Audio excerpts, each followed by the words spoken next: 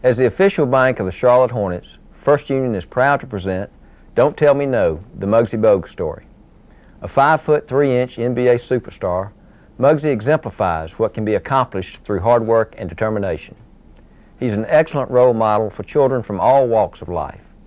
And as a spokesperson for First Union Whiz Kids, Muggsy takes his powerful message to new heights by encouraging children to be the best at whatever they do and to never give up their goals and dreams. Muggsy is truly an inspiration to us all. We hope you enjoy this glimpse into the life of an NBA hero.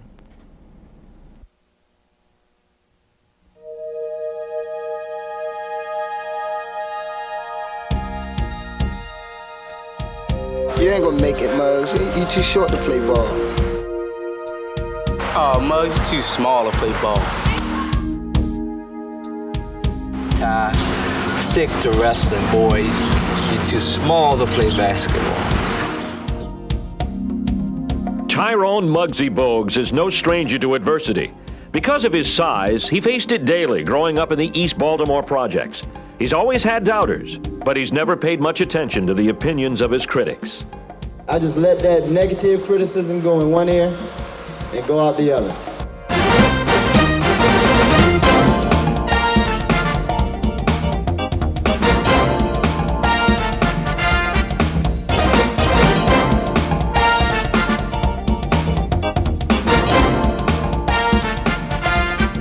And at point guard, 5'3" from Wake Forest University, number 1, Muggsy Bogues. The tiny boy from Baltimore is the starting point guard for the Charlotte Hornets. At 5'3", he's the shortest player in the history of the NBA and one of the most popular. Muggsy and his flock of young fans have something of a mutual admiration society. They adore him, and he returns the affection. There you go, man. He understands and embraces the responsibilities that go with being a role model. He's very clear about, this is wonderful and you can be a basketball star, but you have to have goals beyond the basketball court.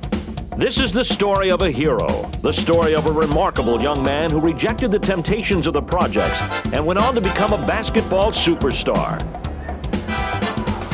Muggsy Bogues, the little man who dreamed big dreams and refused to listen to the people who told him what he could not do.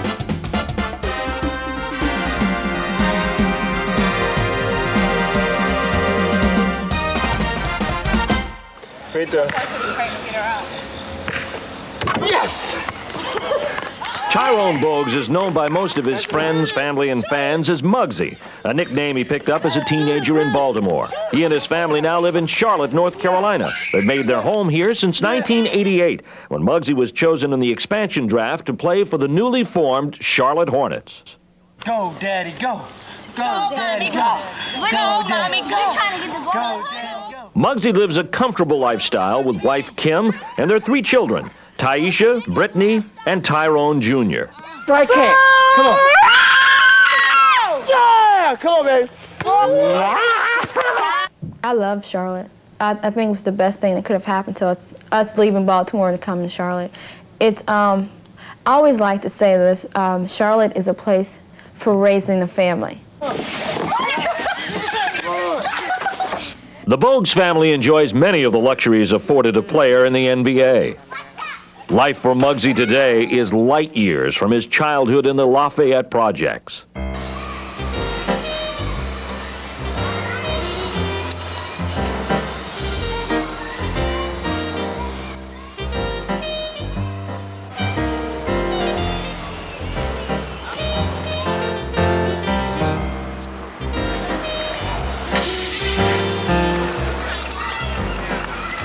Lafayette Courts is just a mile east of downtown Baltimore, but it may as well be 100. Like most inner cities, it's an area long on danger and short on hope.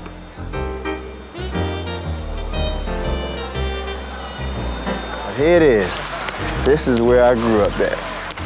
Here we go. We ready to go down 1115 Orleans Street. The house that I was raised, that my mom brought us up. I see the door still there. They hadn't changed the door.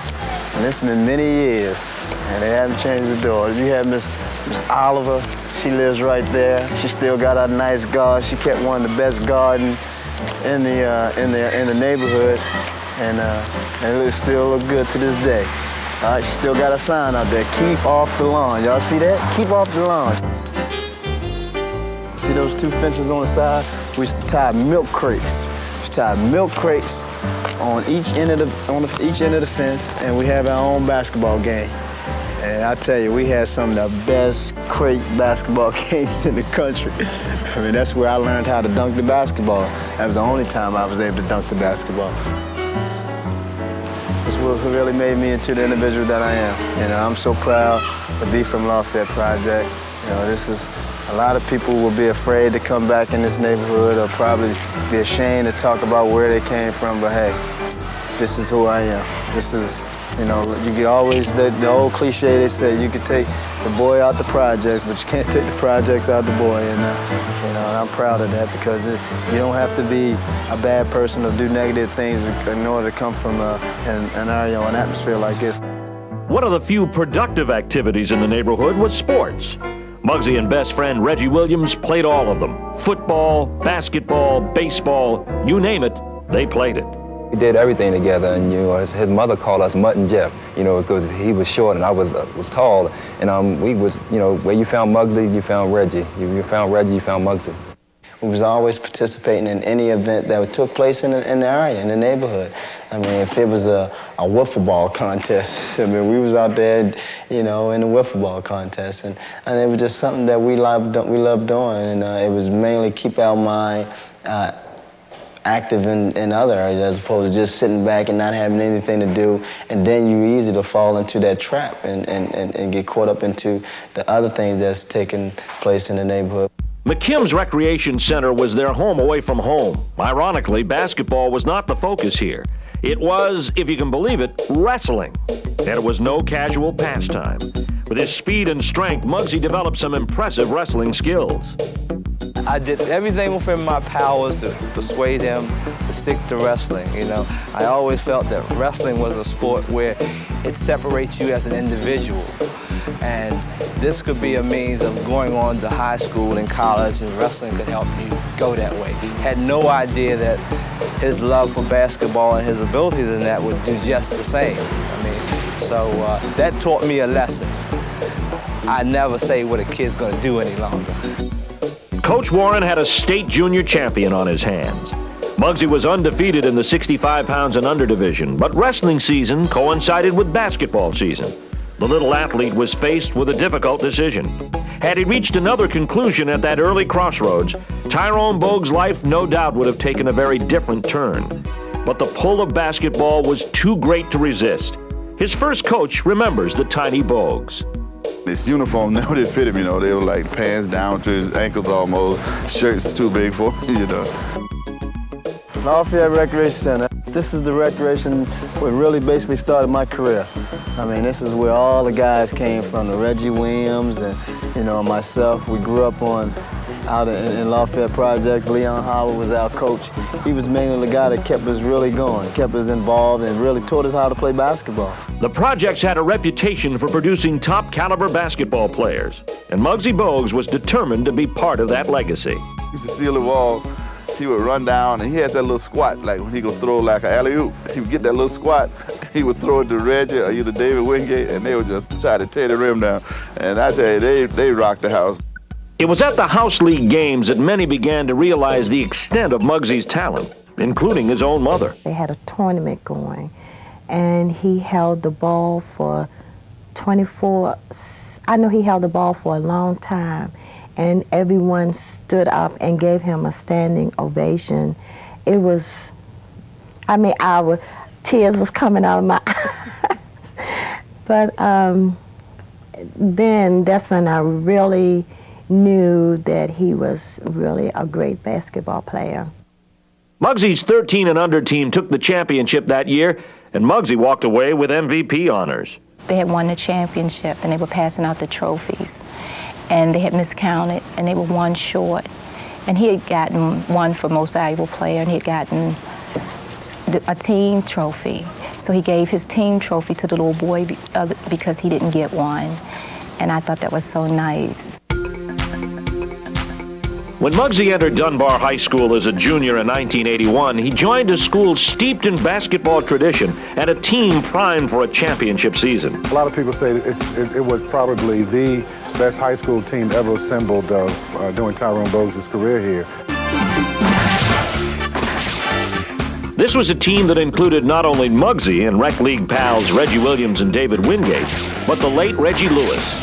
Almost all of the Dunbar players moved on to the college level, and unbelievably, 4 to the pros.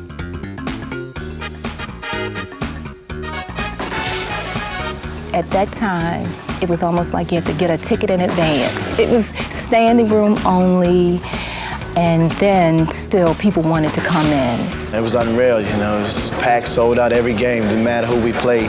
The Dunbar Poets were ranked #1 in the nation 2 years in a row and went unbeaten both years. They had back-to-back dream seasons with an unheard-of 59-0 record. I can remember when we played Camden, New Jersey. It was a team that had a young man on it, played who eventually went to Louisville, named, well, 2 actually, Billy Thompson and a kid named Wall, who was the point guard.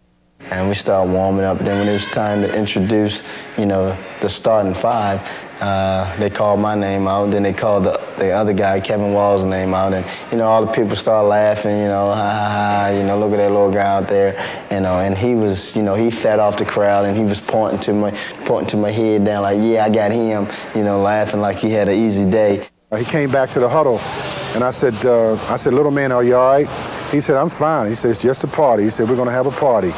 And he said, watch. He said, when the game is over, Coach, he said, I'm going to have the last laugh. Everybody had a big game. Myself, David Wingate, Reggie Williams, Reggie Lewis, we all had big games and wound up beating them around about 25 or something like that. And, you know, at the end of the game, you know, the whole stand just stood up and gave me a standing ovation. Muggsy Bogues had few problems when it came to sports. He was team co-captain both years and voted most valuable player his senior year. Academics were a different story. When Tyrone was a senior in high school, there was a Sunday morning television program, and the host wanted Tyrone to speak on behalf of the team or be up on the stage with him, Tyrone and Timmy Dawson. I'm sitting there and my turn comes around. He asked me a question, and you know, and my first reaction was, I don't know what it was. It was like something about out chair. You know, study out here. It was out chair. You know, I had that slang in my voice, and somebody thought I was talking about a chair. You know, and then another question, he asked me something, and I was so rushed to just get it over with. I said something that didn't make any sense, and the way I finished, I said, no, it doesn't. Tyrone he was embarrassed, and he took that as a personal challenge, and to hear him speak now, you know, it's just self-rewarding how he has worked, not just at his basketball game, but he's worked on his total development as a person. With the abundance of talent playing for the Poets, it's no surprise that college scouts were frequent attendants at their games. Many were tempted to overlook the small point guard in favor of the taller guys, but Muggsy always managed to capture their attention. He was one of those kids when you first saw him play, you say, I wonder where he's going to end up, you know? And then the more you watched him, you say, geez, he'll really be a tough kid to play against. And the more you watched him, you said, hey, geez, we should recruit this kid. Muggsy was recruited all right by Wake Forest, Seton Hall, Drake, and UNC Charlotte, among others. He chose Wake Forest. And for the Demon Deacons of Wake Forest, a 5'3" senior from Baltimore, Maryland. He had beaten the odds once more. The diminutive kid from the projects would be a Wake Forest Demon Deacon. Not one to choose the easy route, Muggsy entered one of the toughest colleges in the nation and one of the most competitive conferences. He would play in the highly respected ACC against some of the most talented players in the country. And I remember the first time that I saw Muggsy Bogues, we were playing at Maryland in the Baltimore area, and they were playing in a tournament, staying in the same hotel. And the scuttlebutt was all around the lobby. The big recruit from Wake Forest is here with his team. So we're trying to figure out who it was. And by the process of elimination, we got through everybody. And we got down to one player that was left. It was Muggsy. Of course, nobody believed it was him. And then we found out that was the big recruit. We had a big laugh. Of course, he had the last laugh once he started to play against us. As soon as you played against him, you not only respected him, you didn't want to see him again. Oh, one play, you don't underestimate Muggsy, because I feel myself as a pretty confident ball handler where I could bring the basketball up against anyone and I'll face anyone bringing the basketball up. But against Muggsy, he's the first guy that I ever have to turn my back to bring it up, because I was scared that he was going to take the basketball from me.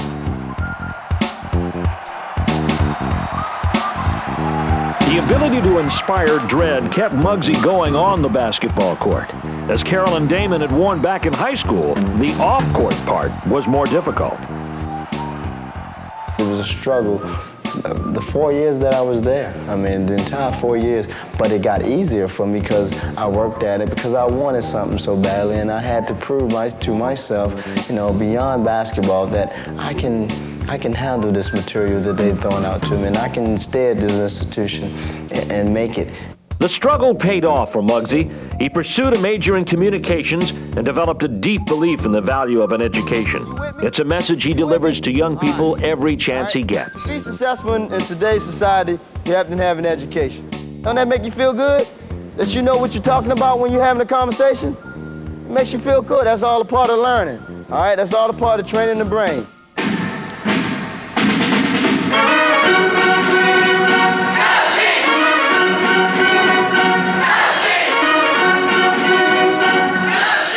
Muggsy's first year at Wake was under coach Carl Tacey. Coming off the bench, Muggsy averaged only 10 minutes a game, but quickly gained respect for his defensive skills. The team reached the Final Eight and ended the season with a 23-9 record. Still those who question, well, he could come off the bench, but could he be a starter? And the next year he answered that. In a nationally televised game against NC State, Al McGuire about fell off his chair describing the tremendous game that he played and how stunned he was. And he called it one of the best performances he'd ever seen by a college player.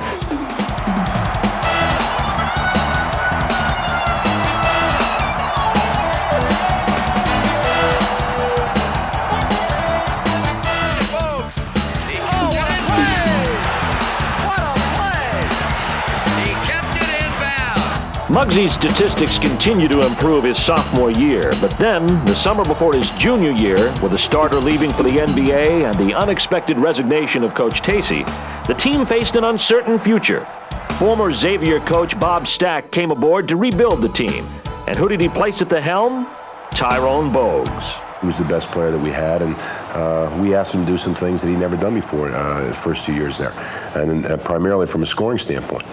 He was a great leader, great competitor, hard-working practice player, but we asked him to do something, and that was to take a scoring load on. So Bogues at the free throw line, 3 for 3 today. Muggsy answered the call to lead the Deacons. He improved his shooting percentages, averaging 11 points per game, and led the league in assists and steals. That summer, after his junior year, Muggsy landed a spot on the U.S. team that would compete in the World Games in Barcelona, Spain. We played on the World Games together, and myself and Muggsy were roommates. And so I got to the site late, so I really didn't know who was my roommate. So I was putting my clothes away, putting them in the closet, and I saw some pants that were about this long. So I thought they were shorts. So I figured I still had a big guy as a roommate. I was like, wow, those are some big shorts there. And I walked in and it was Muggsy. So I always kid him about the shorts. In the World Games, Muggsy quarterbacked the team all the way to the championship. And Spain was taken with Muggsy mania. Throughout the country, he was known as the Black Spark. Spain caught on quickly to what America was just beginning to discover. After taking the gold in Barcelona, Muggsy returned to Wake Forest for his senior year. The team had a losing record. They had 11, count them 11, heartbreaking losses in overtime. Thanks in large part to Muggsy, this was a team that never gave up. Tyrone Bogues does a great job running this ball down in the corner. Bogues beats Weems to the basketball, and now he's off to the races. Everybody's so worried about Bogues. He draws 3 guys, doesn't get the charge. One of the things I remember about Muggsy and the Duke crowd was his senior year. He got a standing ovation down there from the Duke crowd. It was almost like they were paying him recognition for his career, even though our team wasn't very good at the time, and Duke, of course, was outstanding, and they were beating us rather soundly that night. But the students gave him a standing ovation.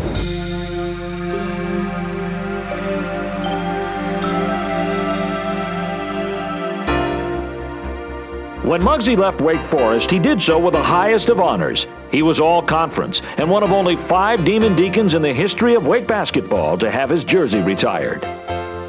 Having those, my mother and my brother and them there on that floor, and they retired my jersey, that was another ultimate. I mean, that tears rolled down my eyes, and I had to go and perform senior day. You know, that was a great feeling. You know, it's good when you have family members behind you sharing things that you accomplished. Richard Bogues, Muggsy's father, was absent for this memorable moment and for most of his son's childhood. Convicted once of armed robbery and later for selling drugs, he spent nearly 15 years in prison. He watched every game that, you know, that was televised. I would send him clippings. He kept a scrapbook. He was very proud of him. He was very proud of him. He was still my father. I mean, no matter what anyone said about him, he was still my father who brought me into this world, gave me the opportunity to breathe, and gave me the opportunity to get to know what life is all about. You know, I cannot turn my back on that.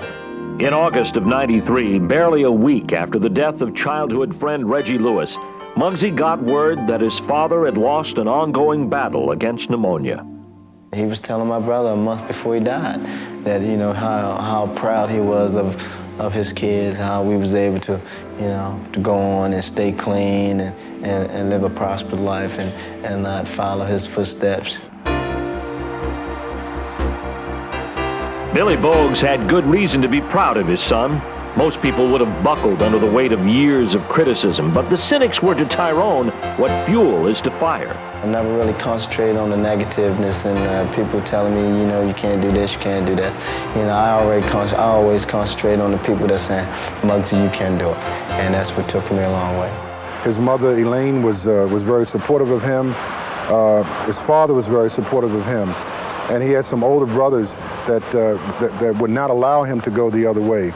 And I think the biggest cheerleader in this corner was Sharon Bogues. Would always talk to him, nurture him, and try to give him the right direction. We were still the type of kids that get into things and try, but my mother was always there. She put her foot down, and so did my father.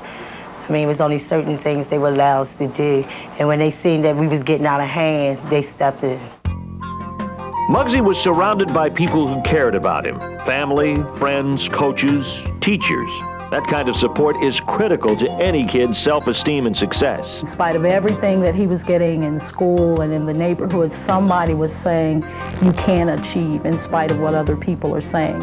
And that's something real important that teens have to stay focused into, is that there is that one significant person who is going to believe in you. The number one significant influence in Muggsy's life was his mother, Elaine. Oh, she was the big champion. She was the biggest of them all. And at the time, you know, you're young and, you know, you just hearing motherly advice and telling your son, you know, don't worry about it.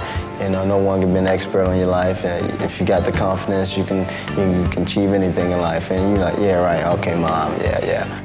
Elaine Bogues was the one person throughout Muggsy's life who told him not to be afraid to dream, that he could be anything he wanted to be. I was being a mother. I was being a parent. All my children, whatever, you know, they want to do something, I would encourage them. I don't think that I should disencourage them. I think that a parent, whatever their child wants to do, the parent should encourage their child to do it. In 1987, Muggsy Bogues was face to face with his dream, the dream he had had since he was a young boy playing crate basketball. Muggsy Bogues was ready to take the step that so many thought he'd never take. Tyrone Bogues from Wake Forest, 5'3", 140 pounds, 22 years old. He was projected, Larry Connolly, as a second rounder, but I know you said you thought he could easily slide into the first round. When the Bullets chose him as pick number 12, he gained immediate notoriety as the shortest player in the history of a league that is nearly 50 years old. The 63-inch guard with a 44-inch vertical leap, a full 1.5 foot shorter than fellow guard Magic Johnson.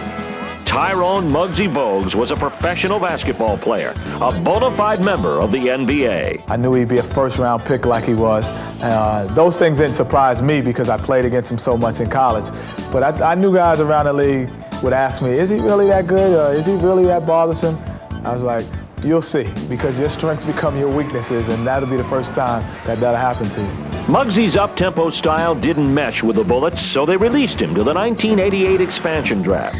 The Charlotte Hornets added Muggsy to their ranks, and it was a match made in heaven.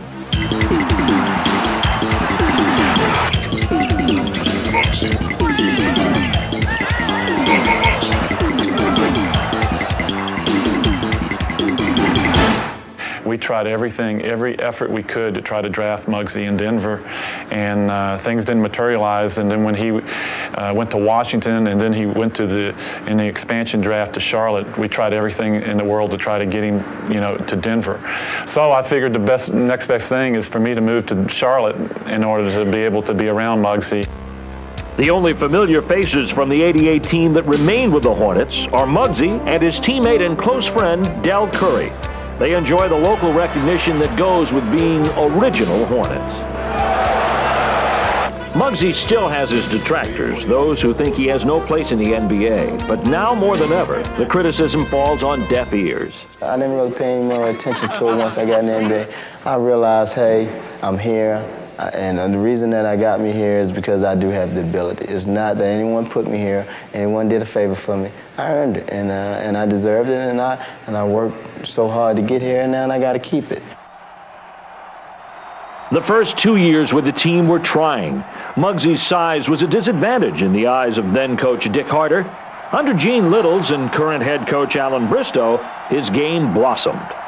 Quick. I was wondering, this guy is unbelievably quick. To be as short as he is, he's always around the ball, and if you're not guarding him, you're still looking out, trying to find out where he is, because he's going to be somewhere around the ball. At first, when you see him, he's small, and think that you can take advantage of him, but Muggs is the type of person who got a heart of a lion. Well, I make sure I say my prayers the night before. He's the type of player who gets underneath your skin because he's 5'3", and he's a very competitive person. His stats tell the true story. Each year, his shooting improves. He's the all-time team leader in assists and steals, averaging 9 assists per game. And he's consistently among the best in the league in his assist-to-turnover ratio. There was nobody who had more obstacles to hurdle over than Muggsy Bogues. There's no player who had more people believing he could not do it and could not make it in college basketball, in the ACC, let alone in the NBA. Charlotte fans recognized Muggsy as MVP after the '89 season, but national recognition was more elusive. That is, until the 1993 playoffs.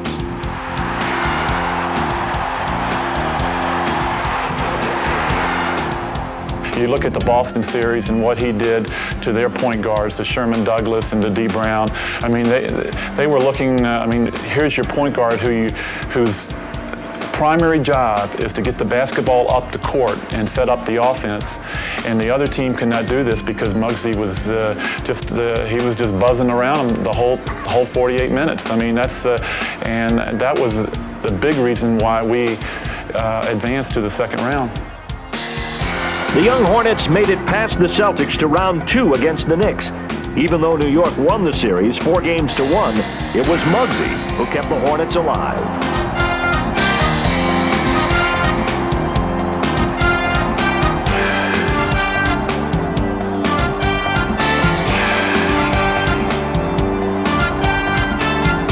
A lot of people have never seen him play before and just thought it was so cute and so funny for a person that small to be out on the court. And I think this season he's gained more respect than he has from the time he entered the league. Many people see the Hornets as a team of destiny, and at the core is Muggsy Bogues.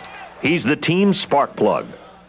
His size really hasn't become a factor at all because everything else he does overshadows, his lack of size.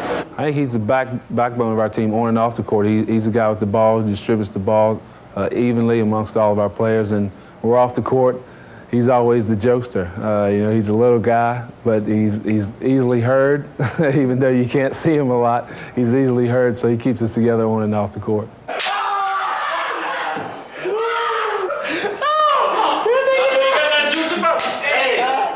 You love competing with guys who you're great friends with because they'll go to war for you. And I think those big horses and my boys, they'll go to war for me.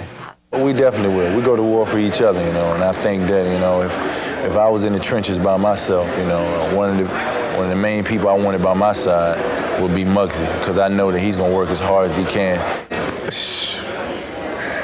Kill for the little fella. Kill for the little fella, man.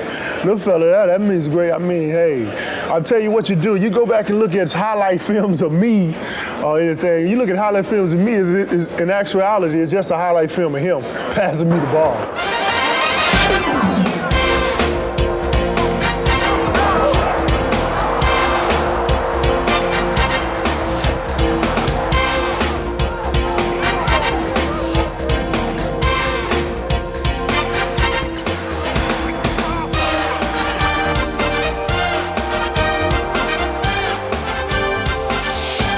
Luckily, Muggsy hasn't developed an oversized ego to go with his newfound recognition. He still goes home to Baltimore on a regular basis, and he remains close to the people who knew him way back when. What's up, big fella?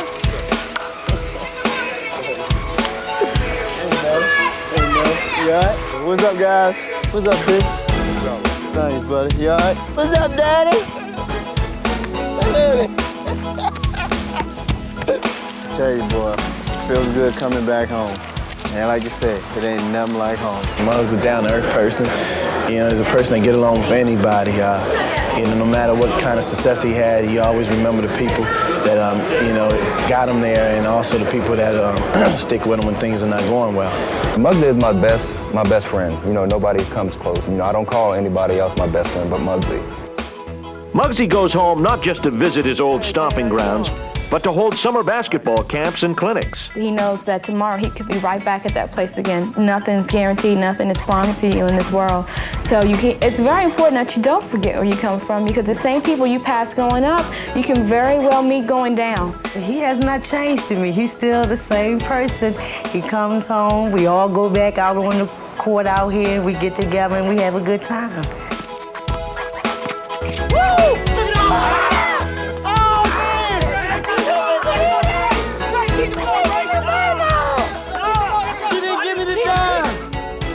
The Bogues blood is long on short jeans.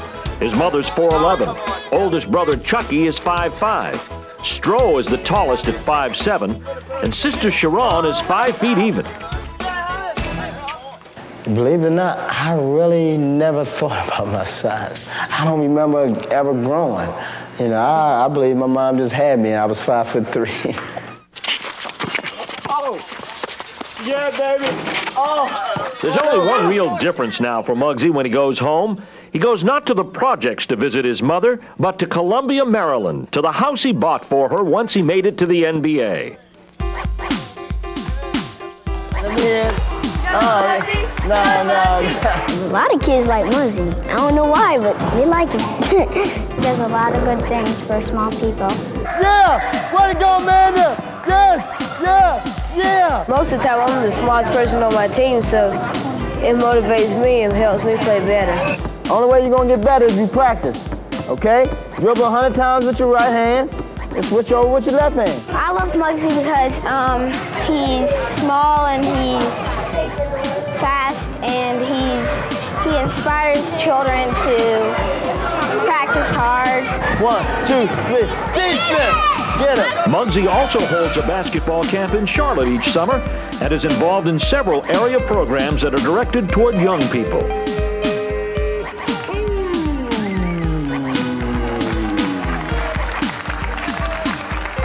He gives 150% working with the kids to make sure that they're going to have great self-esteem and that anyone just looking at him can be a success at whatever they do. I think Muggsy has been a very good role model for other stars to show that he cares about children in a variety of ways.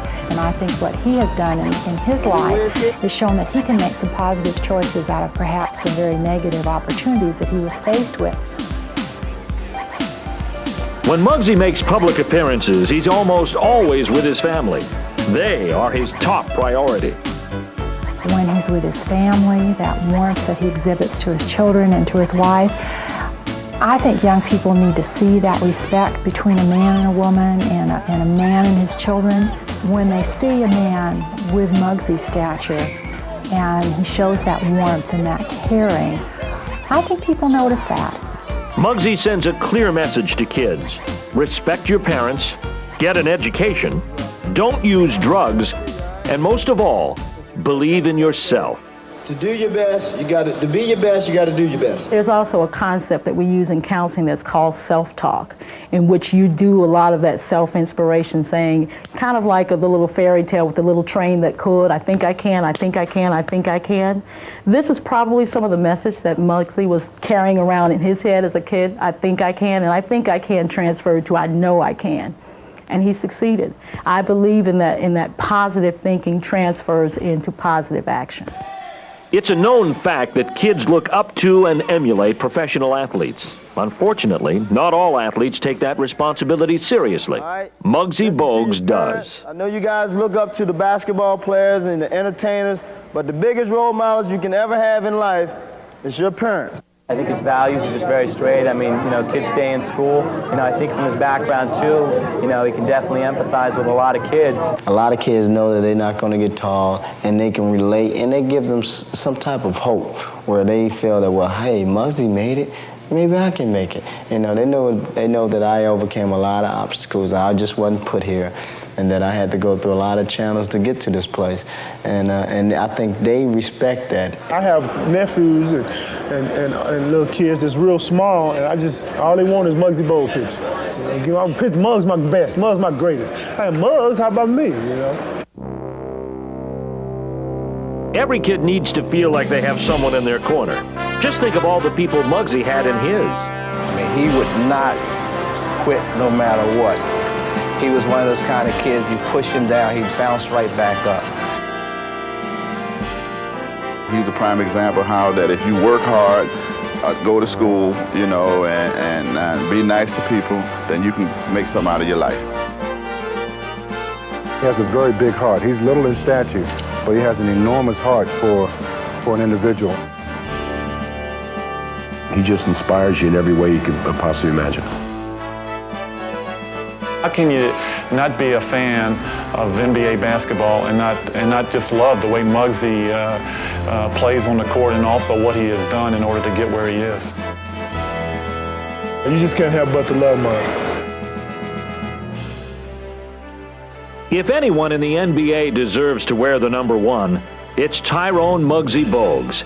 He's a David in a land of Goliaths, living proof that dreams do come true.